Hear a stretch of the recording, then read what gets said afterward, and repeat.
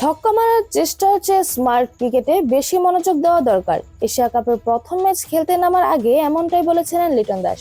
নিজের সেই কথার বাস্তবায়ন ঘটাতেই হয়তো গতকাল হংকং এর বিপক্ষে জয় অনেকটা নাগালে না আসা পর্যন্ত ছয় মারার চেষ্টাই করলেন না, জয় থেকে মাত্র 20 রান দূরে থাকতেই আর ব্যক্তিগত 42 রানের প্রথম বড় শটের চেষ্টা করলেন লিটন। ইয়াসিন মুর্তজার বলে মিড উইকেট দিয়ে স্লগ সুইপের সেই শট ছক্কাই হয়েছে, আর তাতেই আন্তর্জাতিক টি-20তে বাংলাদেশের ছক্কার রাজা এখন লিটন। 11তম ম্যাচ খেলতে নামা লিটন হংকং এর বিপক্ষে নেমেছিলেন নামের পাশে 77 ছক্কা নিয়ে। গত বছর আন্তর্জাতিক ক্রিকেটকে বিদায় বলা মাহমুদুল্লাহর ছক্কাও 77টি।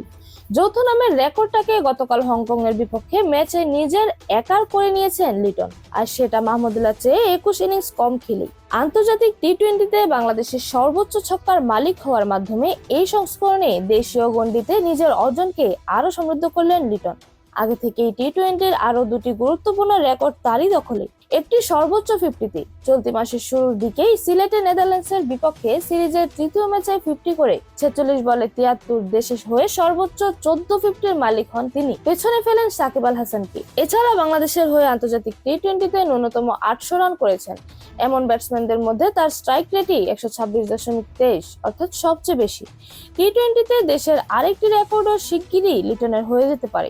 127 ইনিংসে 2551 রান করে সাকিবই এখন বাংলাদেশের হয়ে সর্বোচ্চ রানের মালিক। গতকাল 39 বলে 59 রানের ইনিংস খেলে লিটনের রান 2496, 56 রান করলেই পেরিয়ে যাবে সাকিবকে। তবে লিটন যে গতিতে ছুটছেন, তবে তাতে সর্বোচ্চ রানের রেকর্ডটা নিজের করে নিতে সময় লাগার কথা নয়। সর্বশেষ 4 টি-20র 3টিতেই যে 50 করেছেন, আর এই ধারাবাহিকতা ধরে রাখতে পারলেই গতকাল হংকং এর বিপক্ষে 7 উইকেটে জেতা বাংলাদেশ দল যে এশিয়া কাপে ভালো কিছু করতে পারে সে তো জানা কথাই।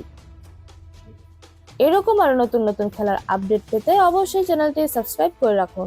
ধন্যবাদ। Flavours news.